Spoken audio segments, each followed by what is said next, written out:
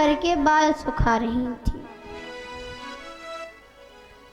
तब उस समय उन्हें जम्हाई आती है तो उनका मुख खुल जाता। अब तोता सोचने लगता है कि ये कोई गुफा है और उनके बालों को देख करके सोचने लगता है ये कोई जंगल है और इस गुफा का अभी अभी मुख खुल गया है। तो वे छोटा सा रूप बनाते हैं और मुख से वेद व्यास जी की पत्नी के गर्भ में प्रवेश कर जाते हैं।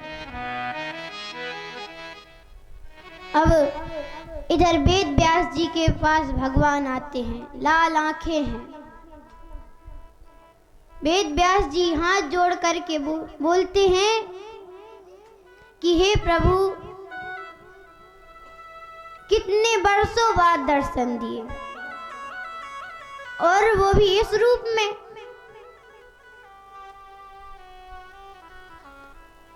मुझसे कोई गलती हो गई थी क्या? भगवान कहने लगे कि तुमसे कोई गलती नहीं हो गई थी, तुम्हारे घर में मेरा एक चोर आ गया है, उस चोर को निकालो। अब वेद व्यास जी को यह सुनकर के हंसी आ जाती है। वे कहते हैं चोरी और आपके यहाँ से? आपके यहाँ चुराने के लिए है ही क्या? वेद व्यास जी कहने लगे मेरा मतलब है आप तो बिना मांगे ही सब कुछ दे देते हो और फिर आपके कैलाश पर्वत पर कुछ नहीं है, भांग धतूरा। अब इन खाने की चीजों में इतना क्रोध। भगवान कहते हैं उसने मेरा भांग धतूरा नहीं चुराया है, उसने मेरी अमर कथा चोरी से सुन ली। अब उस चोर को बाहर निकालो, मैं उसे जान से मार देना चाहता हूँ। एक तो उसने चोरी से कथा सुनी और पीछे बैठ करके कथा नहीं सुननी चाहिए। वेद व्यास जी कहते हैं सही है आपका नाम भोले भंडारी। भगवान कहते हैं क्यों? वेद व्यास जी कहते हैं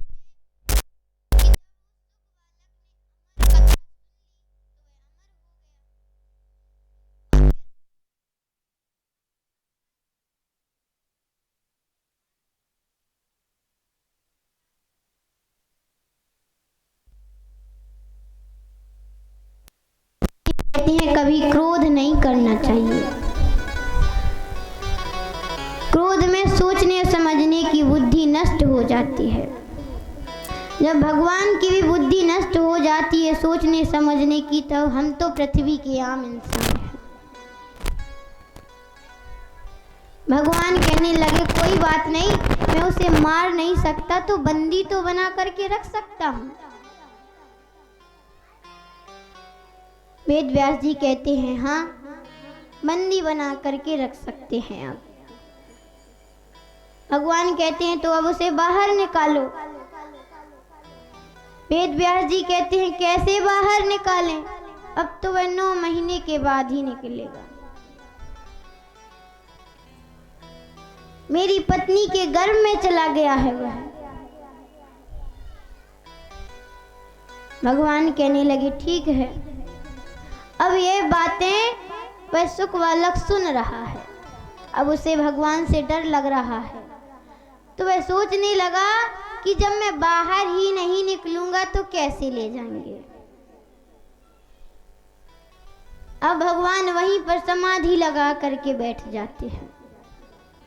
9 महीने होते हैं, सुख बालक नहीं निकलता।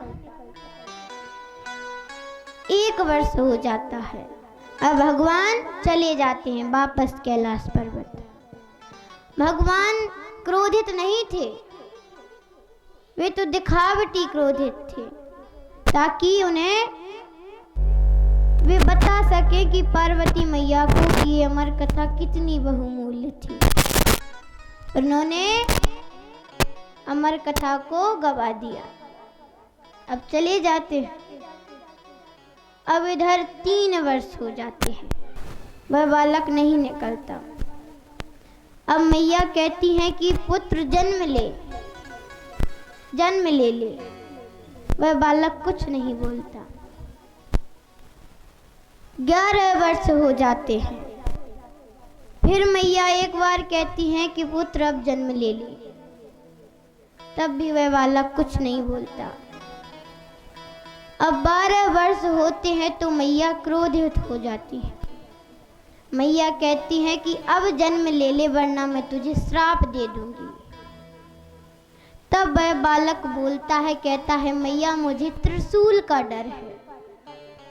मैया कहती है वह तो उसी दिन चला गया था, अब तू जन्म ले ले, तुझे किसी का भय नहीं है। तब वह बालक शुभ घड़ी, शुभ दिन, शुभ नक्षत्र में जन्म लेता है। तब वह सुख बालक मनुष्य के रूप में जन्म लेता है। फिर वेद व्यास जी नामकरण संस्कार करते हैं तो सुखदेव नाम रखते हैं। बोलिए श्री सुखदेव मुनि महाराज की जय।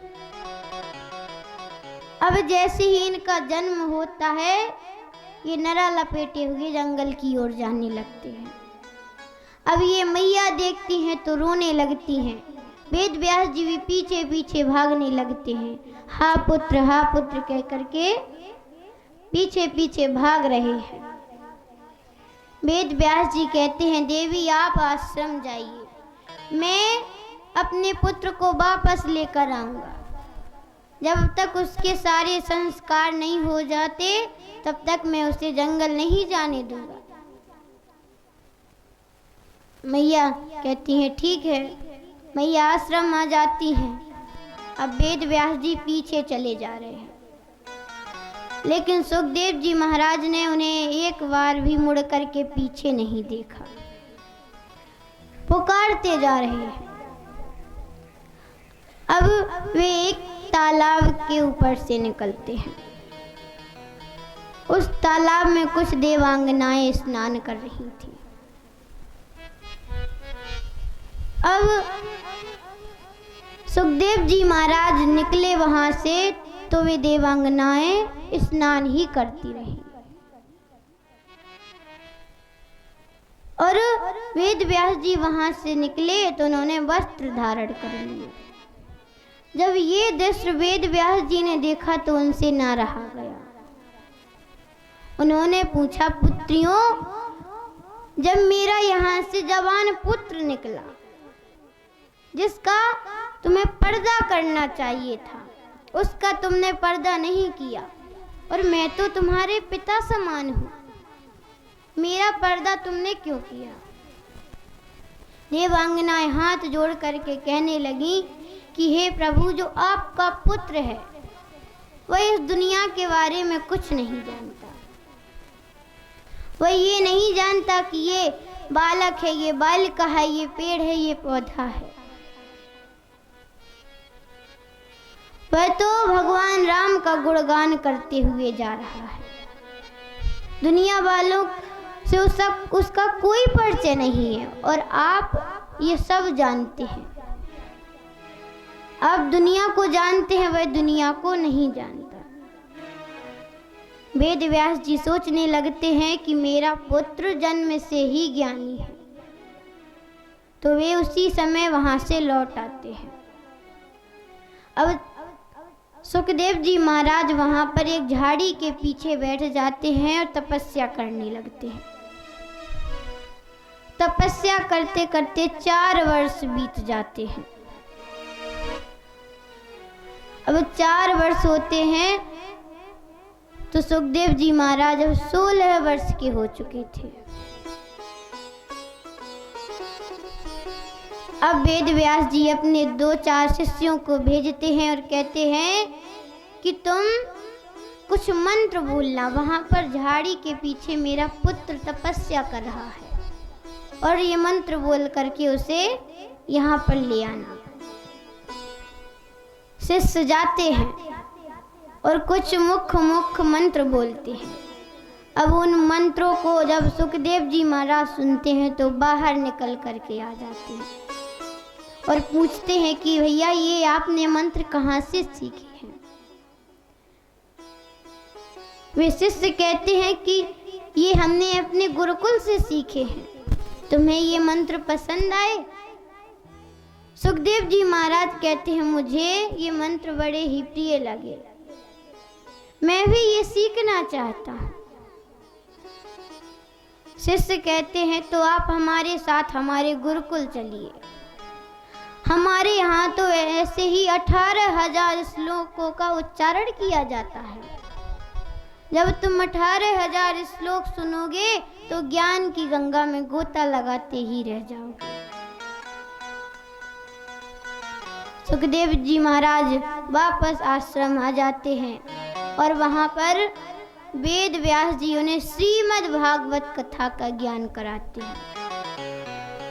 और जब उन्हें 18,000 श्लोक कंठस्थ हो जाते हैं तब वेद व्यास जी कहते हैं कि जाओ पुत्र, अब तुम कहीं भी जा सकते हो। ये मंत्र वहां पर बोलना जहां पर अशांति हो और शांति का वातावरण करना। इतना सुनते ही सुखदेव जी महाराज संसार में विचरण करने लगते हैं। बोलिए श्री वृंदावन बिहारी लाल की जय। कि मेरी लगी श्याम संग प्रीत, ये दुनिया क्या जाने। मेरी लगी श्याम संग प्रीत क्या जाने, मेरी लगी श्याम संग प्रीत, ये दुनिया क्या जाने। मेरी लगी श्याम संग प्रीत ये दुनिया क्या जाने। ये दुनिया क्या जाने, ये दुनिया क्या जाने। ये दुनिया क्या जाने, ये दुनिया क्या जाने। मेरी लगी तू मेरी लगी तू मेरी लगी श्याम संग प्रीत, ये दुनिया क्या जाने। मेरी लगी श्याम संग प्रीत ये दुनिया क्या जाने।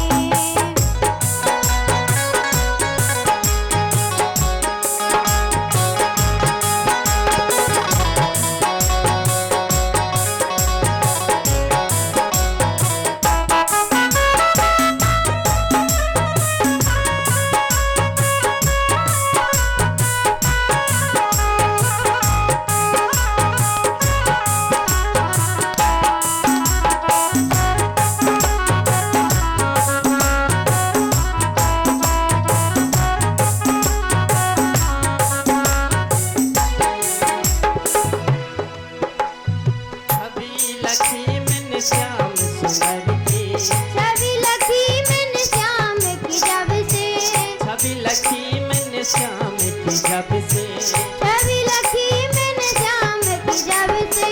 भाई बाबरी मैं तो तब से, हे बाबरी मैं तो तब से। छवि लखी मैंने श्याम की जब से। छवि लखी मैंने श्याम की जब से।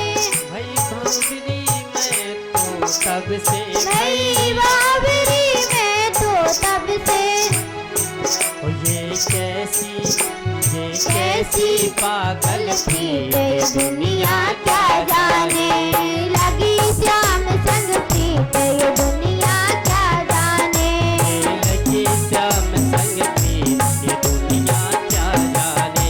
मेरी लगी श्याम संग प्रीत ये दुनिया क्या जाने।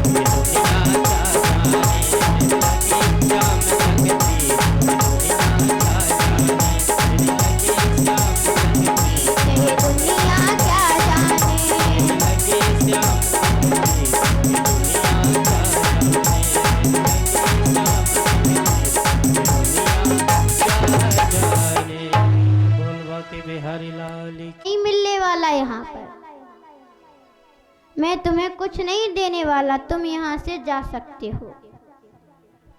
तब पांचों पांडव अपनी मैया के पास जाते हैं, कुंती मैया के पास,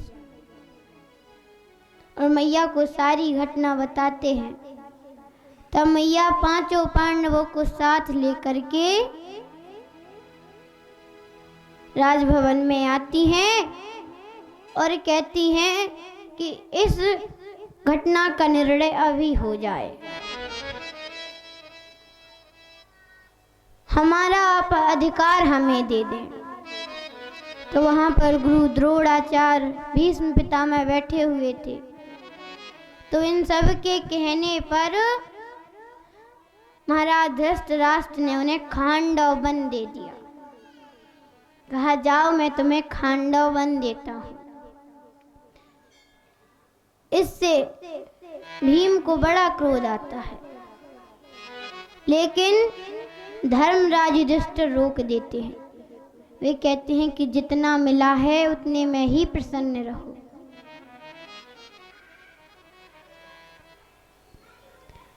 कहने लगे ठीक है। मैया से कहते हैं चलो मैया खांडव वन चलते हैं, वहां पर देखेंगे। खांडव वन जाते हैं तो कुंती मैया कहने लगी कि हमारे साथ धोखा हुआ है,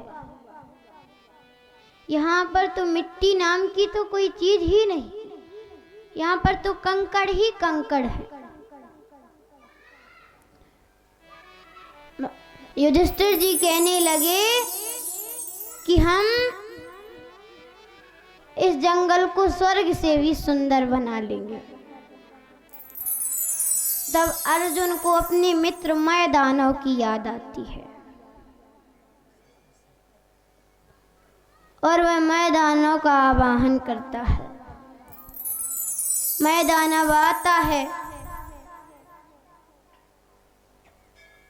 पूछता है कि मित्र कैसे याद किया। अर्जुन कहता है कि पूरा परिवार यहाँ पर दुखी है, हमें ये खांडव वन मिला है, बताओ करें तो क्या करें। तब मैदानव अपनी माया से स्वर्ग से भी सुंदर एक महल बना देता है। अब महल में प्रवेश करते हैं और जब महल की रचना देखते हैं तो पांचों भाई मंत्र मुग्ध हो जाते हैं और मैया से पूछते हैं मैया आप बताइए क्या किया जाए। कुंती मैया कहती हैं भगवान की कथा कराओ, रिश्तेदारों को बुलाओ। तब भीम कहने लगे कि मैं किसी को भी बुला लूं, लेकिन अपने भाइयों को नहीं बुलाऊंगा, उन्होंने हमें खांडव वन दिया था। मैया कहने लगी बुलाना पड़ेगा, ये तो रीत है।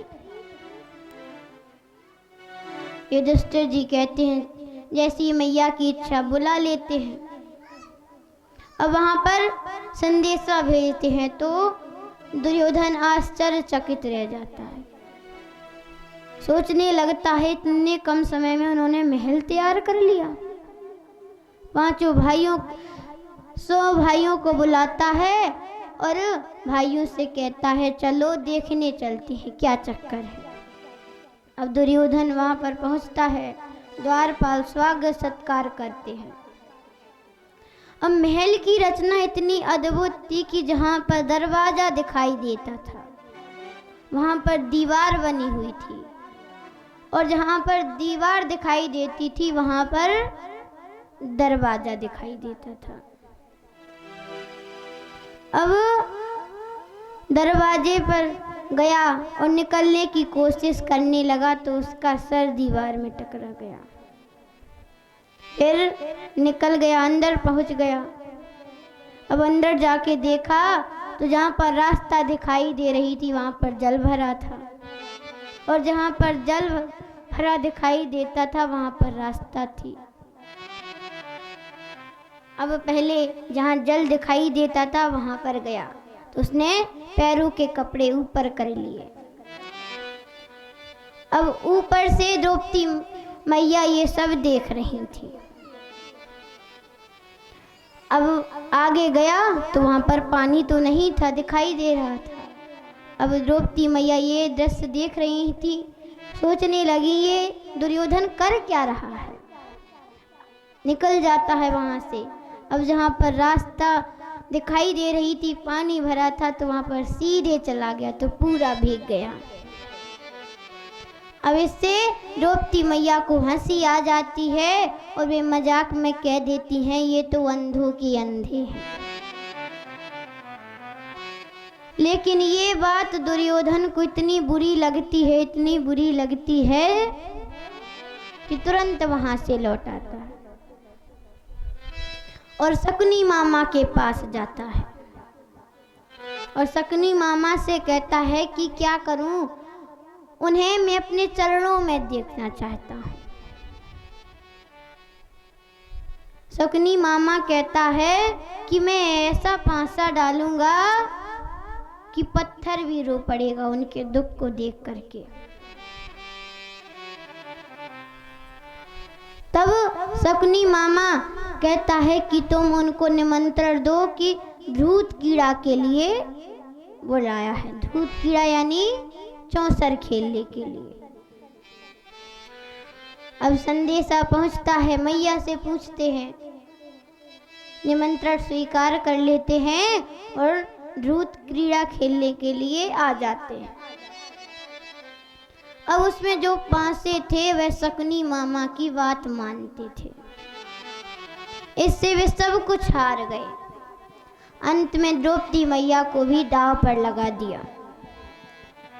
उसमें ऐसा कहा गया था कि इस बार अगर तुम जीत गए तो जितना हम जीते हैं तुम्हारा वह वापस मिल जाएगा, और अगर हम जीत गए तो द्रौपदी हमारी हो जाएगी। अब शकुनी मामा ने ऐसे पांसे डाले कि वे जीत गए। अब दुर्योधन बड़ा प्रसन्न होता है और दुशासन से कहता है कि जाओ द्रौपदी को यहाँ राजसभा में ले आओ। दुशासन जाता है, द्रौपदी से कहता है तो द्रौपदी कहती है कि राजवधुओं का राजसभा में क्या काम, मैं नहीं जाऊंगी। वापस आता है दुशासन, बताता है कि द्रौपदी ने आने से मना कर दिया है। दुर्योधन कहता है उसके बाल पकड़ना और खींच कर ले आना। अब दुशासन जाता है, कहता है, अब द्रौपदी नहीं सुनती तो बाल पकड़ता है, खींचता हुआ यहाँ पर राजसभा में ले आता है।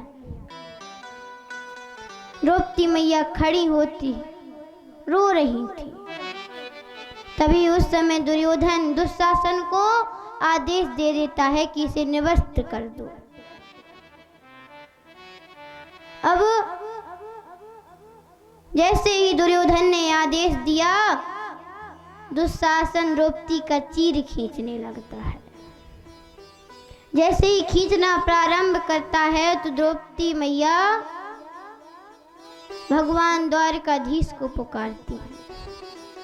उसी समय द्वारकाधीश भगवान प्रकट हो जाते हैं और चीर बढ़ाने लगते हैं। जब दुशासन खींचते खींचते अचेतन अवस्था में चला जाता है, फिर सभी सिर ऊपर उठा करके देखते हैं तो पांचों पांडव देखते हैं कि स्वयं भगवान श्री कृष्ण द्रौपदी की रक्षा कर रहे हैं और बड़े प्रसन्न होते हैं। बोलिए श्री द्वारकाधीश भगवान की जय, बोलिए श्री वृंदावन बिहारी लाल की जय। कि राधे का नाम अनमोल, बोलो राधे राधे। राधे का नाम अनमोल, बोलो राधे राधे। का नाम अनमोल, बोलो राधे राधे। का नाम अनमोल, बोलो राधे राधे।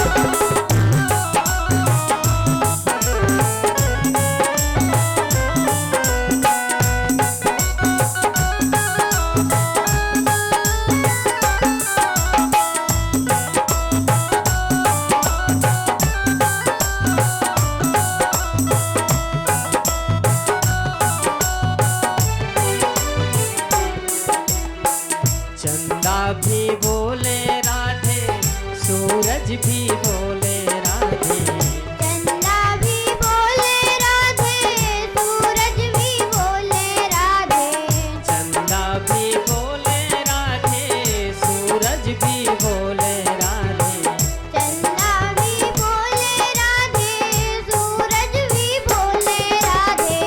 तारों के मंडल से आवाज आई राधे राधे, तारों के मंडल से आवाज आई राधे राधे। राधे का नाम है मोल बोलो राधे राधे, राधे का नाम है अनमोल बोलो राधे राधे।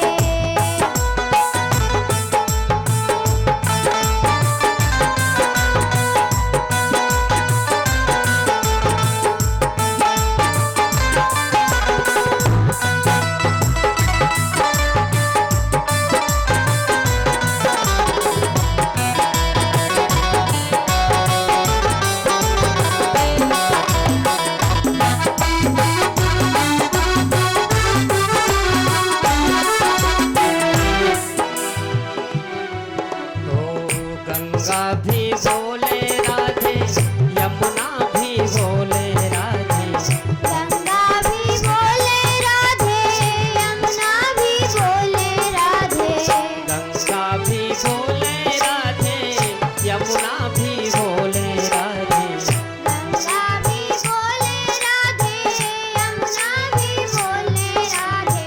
सरयू की धारा से आवाज आई राधे राधे, सरयू की धारा से आवाज आई राधे राधे। राधे का नाम अनमोल बोलो राधे राधे, राधे का नाम है अनमोल बोलो राधे राधे। राधे का नाम अनमोल बोलो राधे राधे, राधे का नाम है अनमोल बोलो राधे राधे। राधे का नाम अनमोल बोलो राधे राधे। बोले राधा रानी सरकार की जय। आज आपने हमारे कुल की लाज रख ली, हम आपका ये एहसान कभी नहीं भूलेंगे। अब धृतराष्ट्र कहता है ये अच्छा नहीं हुआ, फिर वह आदेश दे देता है कि पांडवों को 12 वर्ष का वनवास और 1 वर्ष का अज्ञातवास। अज्ञातवास यानी 1 वर्ष तक हम सब आपको मिल करके ढूंढेंगे, अगर आप मिल गए तो फिर से आपको 1 से गिनती शुरू करनी पड़ेगी। फिर पांडव 12 वर्ष का वनवास पूरा करते हैं और 1 वर्ष का अज्ञातवास। फिर वापस आते हैं और कहते हैं अब हमें हमारा अधिकार दे दो। तब दुर्योधन कहता है मैं तुम्हें 1 सुई की नोक बराबर भी पृथ्वी नहीं दूंगा, अगर तुम कुछ चाहते हो तो हमसे युद्ध करो, युद्ध करके ले लो। तब वे द्वारकाधीश भगवान को बुलाते हैं, द्वारकाधीश बड़ा समझाते हैं लेकिन दुर्योधन एक नहीं सुनता। फिर कुंती मैया के पास आते हैं, कुंती मैया से कहते हैं कि बुआ जब उंगली से घी सीधी उंगली से ना निकले तो उंगली को टेढ़ा कर लेना चाहिए, अब युद्ध होगा। फिर महाभारत का युद्ध हुआ, सभी योद्धा मारे जाते हैं, दुर्योधन के 100 भाई मारे जाते हैं, अभिमन्यु मारे जाते हैं और अब दुर्योधन पृथ्वी पर पड़ा है, अंतिम सांसें ले रहा है, लेकिन फिर भी उसके प्राण नहीं निकल रहे। अब दुर्योधन का मित्र आता है अश्वत्थामा और फिर पूछता है कि मित्र इतने पीड़ित हो तुम, दर्द से कराह रहे हो, फिर भी तुम्हारे प्राण क्यों नहीं निकल रहे? दुर्योधन कहता है मेरे प्राण इसीलिए नहीं निकल रहे कि हम 100 भाई थे, 100 मारे गए, लेकिन पांडव में से एक भी कम नहीं हुआ।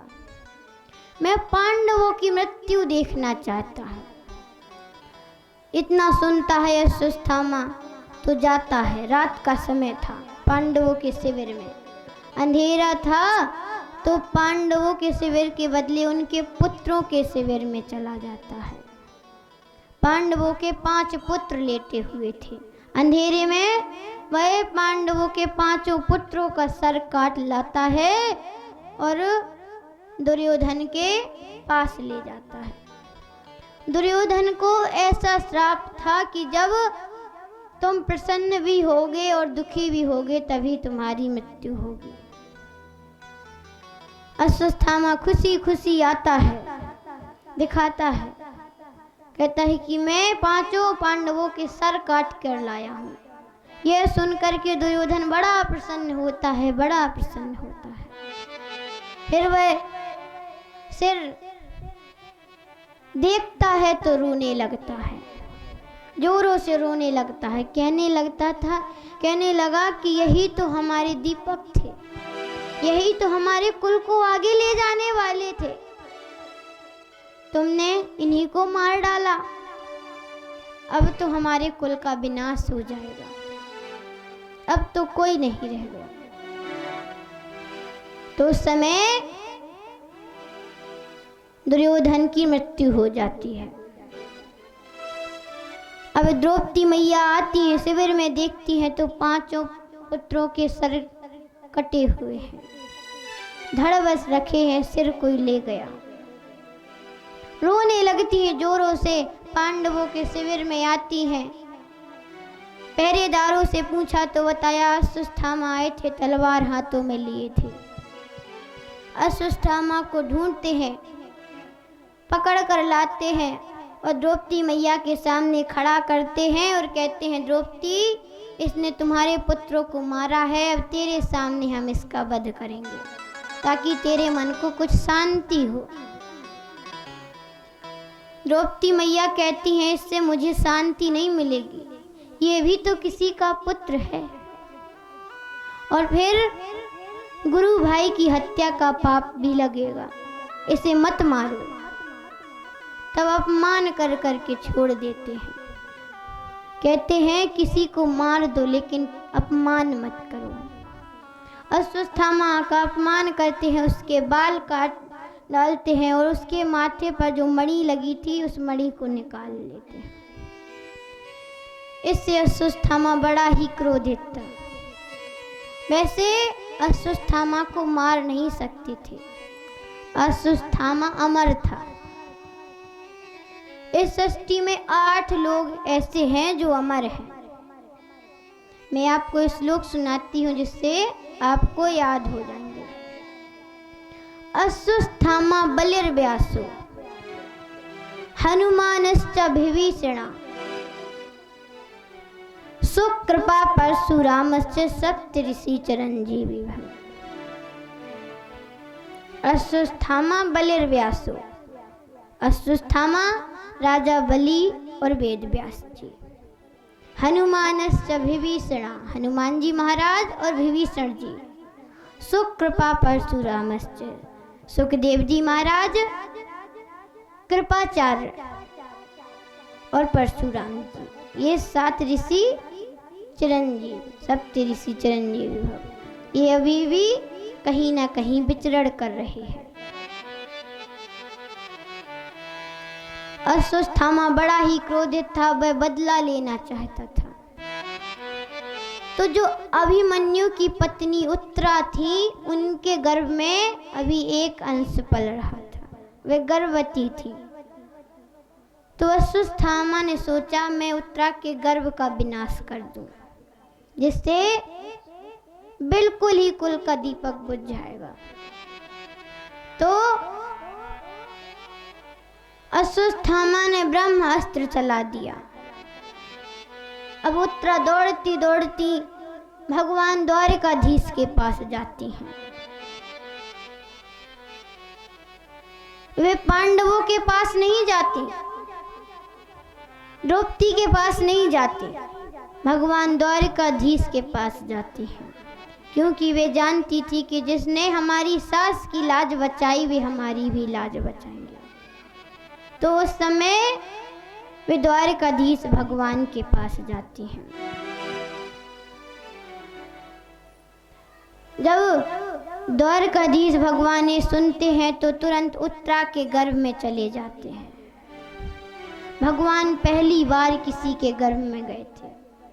वे किसी के गर्भ में नहीं गए, उन्होंने रूप लिए तो प्रकट हुए।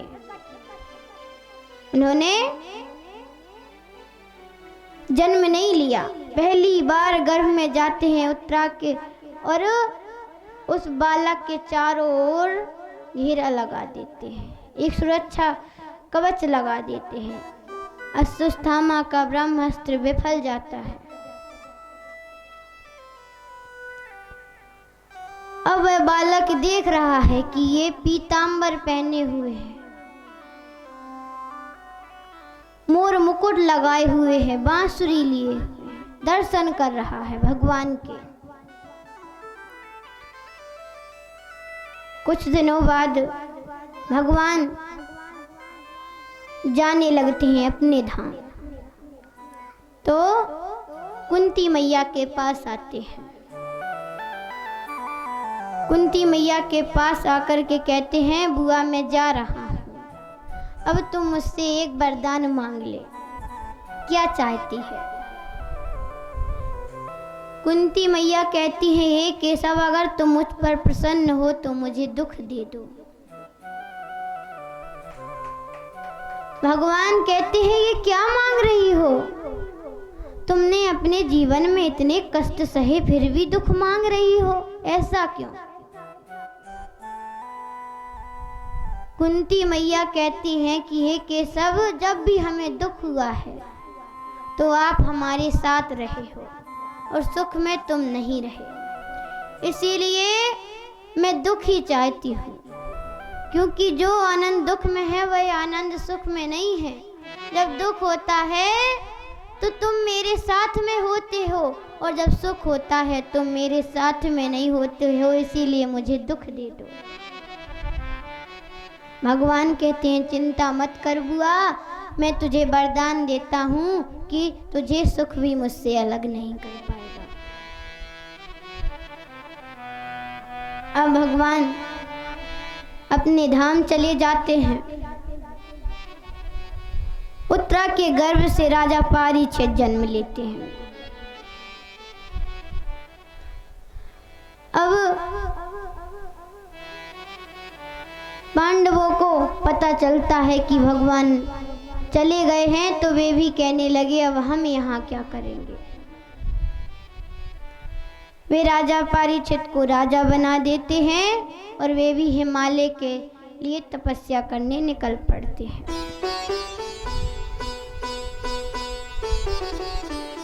तपस्या करने के लिए 6 लोग निकलते हैं, 5 पांडव और उनकी पत्नी द्रौपदी। अब रास्ते में हिमालय की बर्फ में 5 लोग गल जाते हैं, सिर्फ धर्मराज युधिष्ठिर बस बचते हैं। अब वे चले जा रहे हैं तो उनके पीछे एक श्वान चल रहा था। श्वान यानी कुत्ता। थोड़ी दूर तक जाते हैं तो देखते हैं स्वर्ग से एक विमान आ रहा है। स्वर्ग से विमान आता है, उनके सामने रुकता है और विमान के देवदूत कहते हैं कि आप हमारे साथ चलिए, आपको स्वर्ग जाना है, हम आपको लेने आए हैं। तब महाराज युधिष्ठिर कहते हैं श्वान से कि पहले आप इस विमान में बैठिए।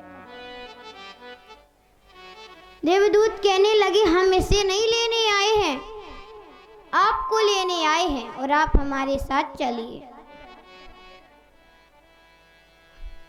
महाराज युधिष्ठिर कहने लगे अगर ये नहीं जाएगा तो हम नहीं जाएंगे।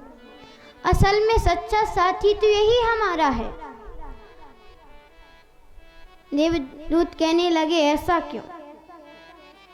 महाराज युधिष्ठिर कहने लगे हम घर से 6 लोग निकले थे, जिसमें 5 लोगों ने हमारा साथ छोड़ दिया, लेकिन इसने हमारा साथ नहीं छोड़ा, तो हम इसका साथ क्यों छोड़ दें। तो उस समय उस श्वान से धर्मदेव प्रकट हो जाते हैं और कहते हैं, राजन, मैं तुम्हारी परीक्षा ले रहा था कि तुम अंतिम समय में भी धर्म को छोड़ते हो या नहीं। कहते हैं, हमें कभी अपना धर्म नहीं छोड़ना चाहिए। विमान में बैठ जाते हैं, जाने लगते हैं स्वर्ग। तब धर्मदेव धर्मराज युधिष्ठिर से पूछते हैं और देखते हैं कि उनका एक अंगूठा गल गया। तो कहते हैं, आपका ये अंगूठा कैसे गल गया। धर्मराज युधिष्ठिर कहते हैं, मुझसे श्री कृष्ण ने एक बार झूठ बोलवा लिया था, इसी के कारण मेरा ये अंगूठा गल गया। अब उनके जो 4 भाई थे और पत्नी द्रौपदी थी, उन्होंने कई झूठ बोले, इसीलिए वे पूरे गल गए। लेकिन धर्मराज युधिष्ठिर ने अपने जीवन में एक झूठ बोला था, जिनके कारण उनका अंगूठा गल गया, वो भी भगवान श्री कृष्ण ने बुलवाया था। धर्मदेव पूछते हैं, कैसे बुलवा लिया था। धर्मराज युधिष्ठिर बताने लगते हैं कि जब महाभारत का 13वें दिन का युद्ध चल रहा था, तब श्री कृष्ण ने मुझसे कहा कि आप लोगों को गुरु द्रोणाचार्य से कहना है कि अश्वत्थामा मारा गया। मेरे 4 भाई कहते हैं, हम तो बोल देंगे, लेकिन मैंने कहा मैं नहीं बोलूंगा, झूठ बोलना पाप है। तब भगवान कहते हैं कि एक हाथी का नाम अश्वत्थामा है, वह मर गया है, लेकिन अब तो कह दोगे कि अश्वत्थामा मारा गया।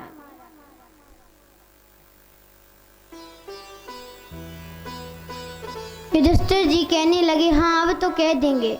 4 भाई जाते हैं उनके पास, कहते हैं अश्वत्थामा मारा गया। द्रोणाचार्य कहते हैं, हम आपसे नहीं मानेंगे, आप तो झूठ भी बोल देते हैं। अगर धर्मराज युधिष्ठिर कह दें तो हम मान जाएंगे। तब धर्मराज युधिष्ठिर कहते हैं, अश्वत्थामा हतो नरो वायक कुंजरा, यानी अश्वत्थामा मारा गया, लेकिन ये पता नहीं है कि मनुष्य मारा गया जानवर। जैसे उन्होंने ऐसा कहा अश्वत्थामा हतो, तो ये बस गुरु द्रोणाचार्य को सुनाई दिया। और नरो वाया कुंजरा जैसे कहा तो श्री कृष्ण ने शंख बजा दिया, जिससे शंख की ध्वनि में नरो वाया कुंजरा छिप गया और वे अश्वत्थामा की आत्मा की शांति के लिए बैठे। तो द्रौपदी के भाई ने उनका सर काट दिया। बोलिए श्री वृंदावन बिहारी लाल की जय।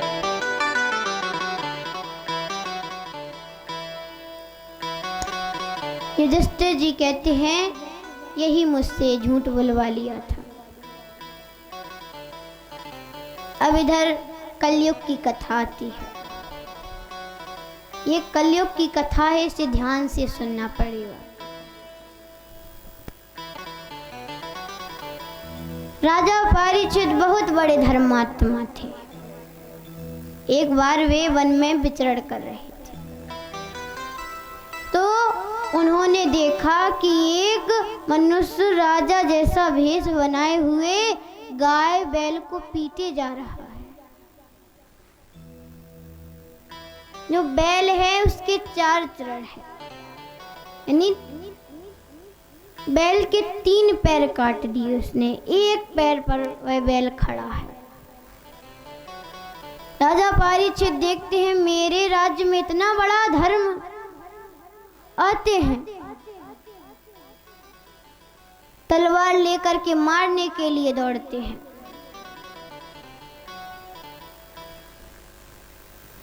फिर वह सैनिक हट जाता है दूर।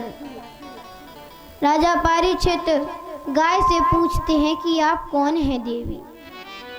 गौ माता कहती है कि मैं गाय के रूप में पृथ्वी हूँ।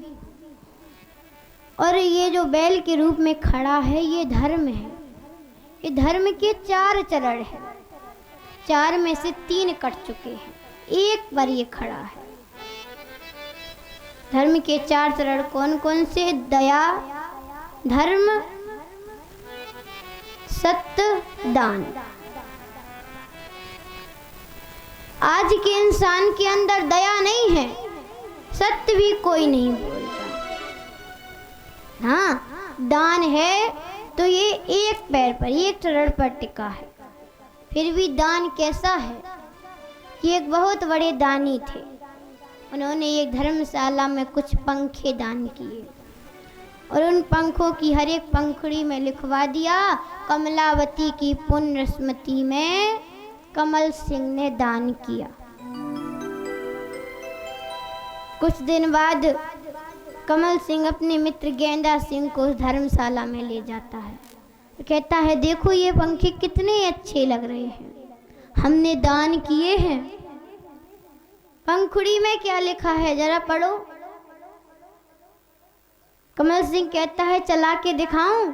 स्विच ऑन कर दिया, पंखा चलने लगा। गेंदा सिंह कहता है, अरे कमल सिंह तूने ये क्या कर दिया? तूने तो मरी मराई को मार दिया। 5 मिनट में 84 लाख योनियों के चक्कर कटवा दिए। हमारे यहाँ ये धर्म की परंपरा है। राजा पारीक्षित कहते हैं, जब ये कलयुग इतना अधर्मी है तो मैं इसे अभी मार देता हूँ। मारने के लिए आगे आते हैं तो चरणों में गिर पड़ता है कलयुग। कलयुग यानी जो चल रहा है। राजा पारीक्षित के मुख से निकल जाता है, तुम में ऐसी क्या अच्छाई है जो मैं तुम्हें ना मारूं। कलयुग कहता है कि मैं भले ही बुरा हूं लेकिन मुझ में एक अच्छाई अवश्य है। राजा पारीक्षित कहते हैं, कौन सी अच्छाई? कलयुग कहता है, सतयुग में 60,000 वर्ष तक ऋषि मुनि तपस्या करते थे, तब उन्हें भगवान के दर्शन होते थे। और त्रेता युग में 40,000 वर्ष तक, द्वापर युग में 10,000 वर्ष तक। लेकिन मेरे युग में ऐसा नहीं है। मेरे युग में तो राम नाम के जपने से जीव भव सागर से पार हो जाएगा। राजा पारीक्षित कहते हैं, तो ठीक है, लेकिन तुम मेरे राज्य को छोड़ करके चले जाओ कहीं और। मैं अपने राज्य में अधर्म नहीं देख सकता। कलयुग कहता है, कहाँ चला जाऊं महाराज? पूरी पृथ्वी पर तो आपका ही राज्य है। जब से भगवान श्री कृष्ण धरा धाम को छोड़ करके गए हैं तब से कलयुग प्रारंभ हो गया है, द्वापर चला गया है। अब बताओ जाऊं तो कहाँ जाऊं? आप एक काम करिए, मुझे कुछ स्थान दे दीजिए ताकि मैं वहां पर पड़ा रहूं। तब राजा पारीक्षित कलयुग को 4 स्थान देते हैं। कौन कौन से? जूतम पानम स्त्री सूनम यत्र धर्मस्य दुविधा। राजा पारीक्षित कहते हैं, जहाँ जुआ खेला जाता हो वहां पर तुम रहो, जहाँ पर मदिरा पी जाती हो वहां पर रहो, और जहाँ पर हिंसा होती हो वहां पर रहो, जहाँ पर पर स्त्री का संग होता है वहां पर तुम रहो। कलयुग कहता है, यहाँ पर तो मैं पहले से ही हूँ। आप एक काम करिए, एक जगह मुझे अपनी इच्छा से दे दीजिए।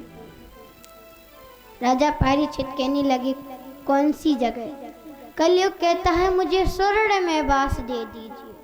स्वर्ण यानी सोने में। राजा पारीक्षित दयालु थे, उनके मुख से निकल जाता है, तथास्तु, तुम स्वर्ण में वास करो। ऐसा नहीं है कि जो जितना सोना है उसी में कलयुग बैठा है। उस सोने में जो सोना अधर्म करके कमाया गया हो, उस सोने में कलयुग है। इतना हो जाता है। अब सुबह सुबह राजा परीक्षित अपने पूर्वजों का खजाना खोलते हैं और उसमें उन्हें एक बड़ा ही सुंदर मुकुट दिखाई देता है।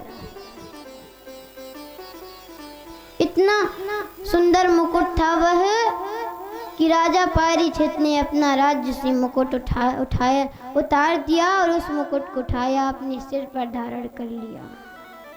वह मुकुट सोने का था और वह मुकुट जरासंध का था। जरासंध एक अच्छा राजा नहीं था और फिर उनके पूर्वजों ने यानी भीम ने युद्ध में छीना था, तो वह हिंसा से छीना गया था, तो वह अधर्म का सोना था। उसमें कलयुग बैठा हुआ था। जैसे ही उन्होंने मुकुट धारण किया तो उनके सर पर कलयुग सवार हो गया और उनके मन में हिंसा पैदा करने की इच्छा हुई। उन्होंने अपने मंत्रियों को आदेश दे दिया कि आज हम शिकार पर जाएंगे। वैसे उन्होंने शिकारियों पर प्रतिबंध लगा दिया था।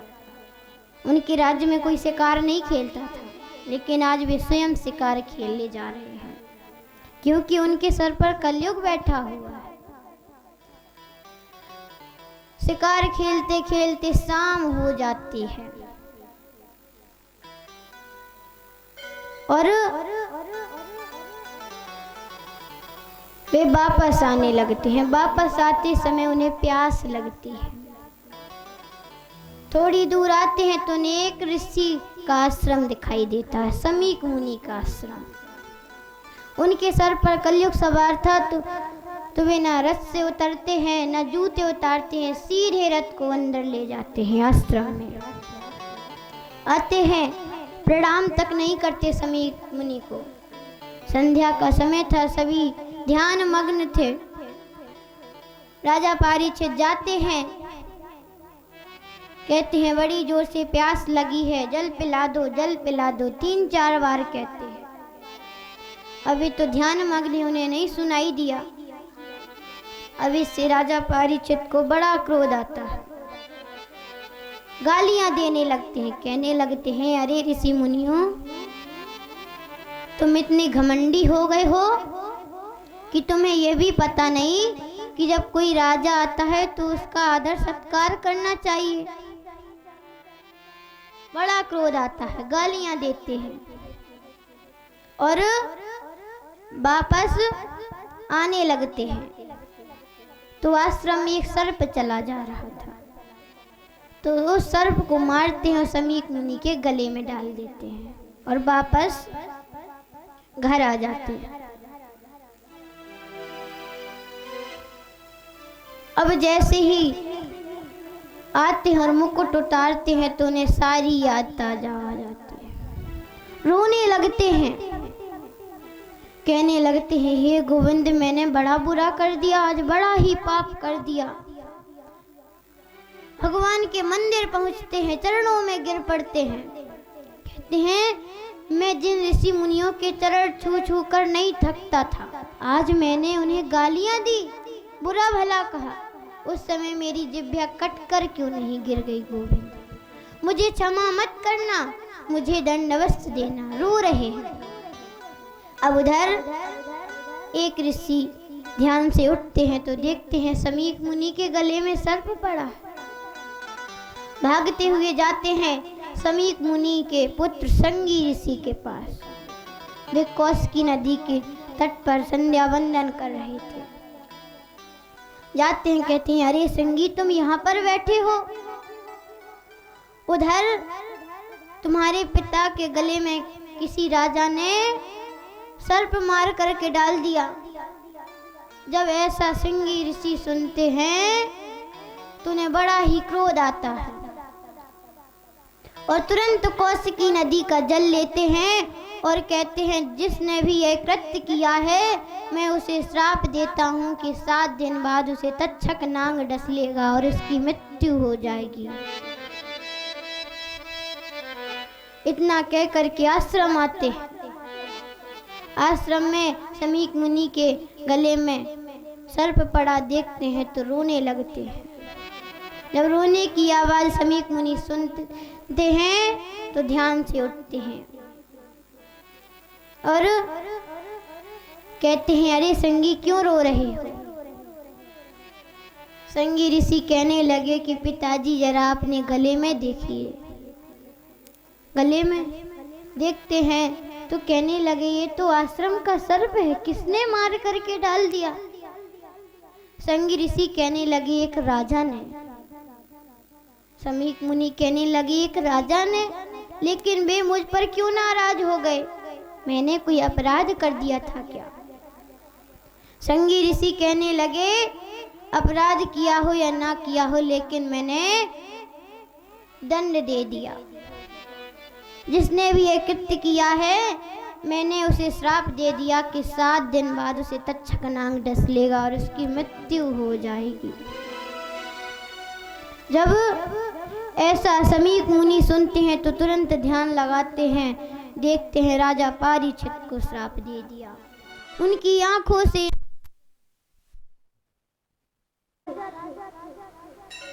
तुमने उन्हीं को श्राप दे दिया।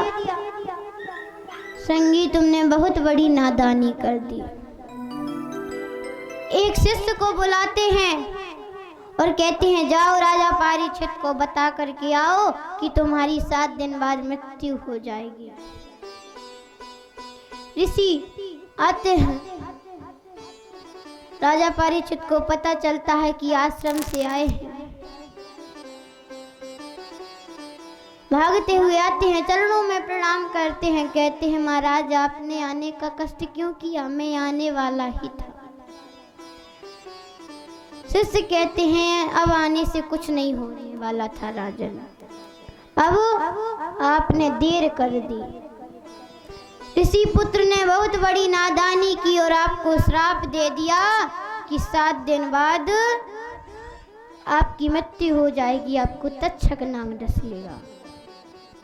जब ऐसा सुनते हैं तो रोने लगते हैं। राजा परीक्षित कहने लगे, ऋषि पुत्र ने मेरे साथ बहुत बड़ी नादानी की, उन्हें मुझे श्राप नहीं देना चाहिए था। रो रहे। तब जो गौरमुख नामक के शिष्य आए थे वे राजा परीक्षित के सर पर हाथ फेरते हैं। वे कहते हैं, रो मत, तुम्हें तो प्रसन्न होना चाहिए। किसी की तो 1 मिनट की गारंटी नहीं है, किसी की तो 1 दिन की गारंटी नहीं है कब किसकी मृत्यु आ जाए, लेकिन तुम्हारे 7 दिन अभी मजबूत है। तुम्हें मालूम है कि 7 दिन तक तुम्हें कुछ नहीं होने वाला, तुम अपनी मुक्ति का मार्ग ढूंढ सकते हो। राजा परीक्षित गौरमुख जी के इशारे समझ जाते हैं और वे तुरंत राज्य को त्याग देते हैं, अपने पुत्र जन्मेजय को राज्य दे देते हैं और गंगा नदी के किनारे तपस्या करने के लिए बैठ जाते हैं। बोलिए श्री वृंदावन बिहारी लाल की जय। कि मुक्ति का कोई अन कर ले, मुक्ति का कोई तो जतन कर ले, रोज थोड़ा थोड़ा हरि का भजन कर ले, रोज थोड़ा थोड़ा हरि का भजन कर ले, रोज थोड़ा थोड़ा हरि का भजन कर ले, रोज थोड़ा थोड़ा हरि का भजन कर ले, रोज थोड़ा थोड़ा हरि का भजन कर ले। भक्ति करेगा तो बड़ा ही सुख पाएगा, भक्ति करेगा तो बड़ा ही सुख पाएगा, भक्ति करेगा तो बड़ा ही सुख पाएगा, भक्ति करेगा तो बड़ा ही सुख पाएगा, भक्ति से आत्मा का मैल छूट जाएगा, भक्ति से आत्मा का मैल छूट जाएगा, भक्ति से आत्मा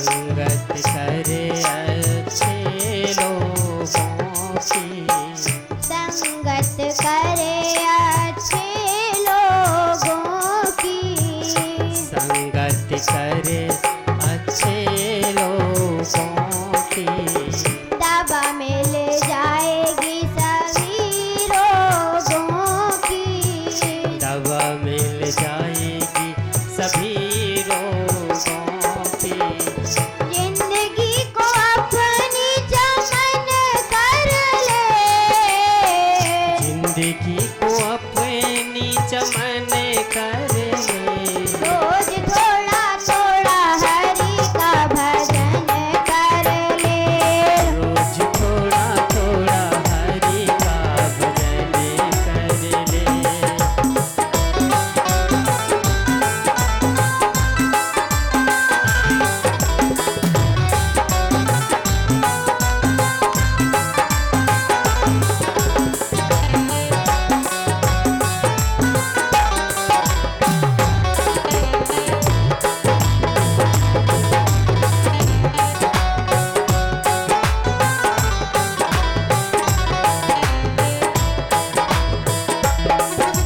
थोड़ा थोड़ा हरि का भजन कर ले, रोज थोड़ा थोड़ा हरि का भजन कर ले, रोज थोड़ा थोड़ा हरि का भजन कर ले, रोज थोड़ा थोड़ा हरि का भजन कर ले, रोज थोड़ा थोड़ा हरि का भजन कर ले। बोल बाके बिहारी लाल की जय।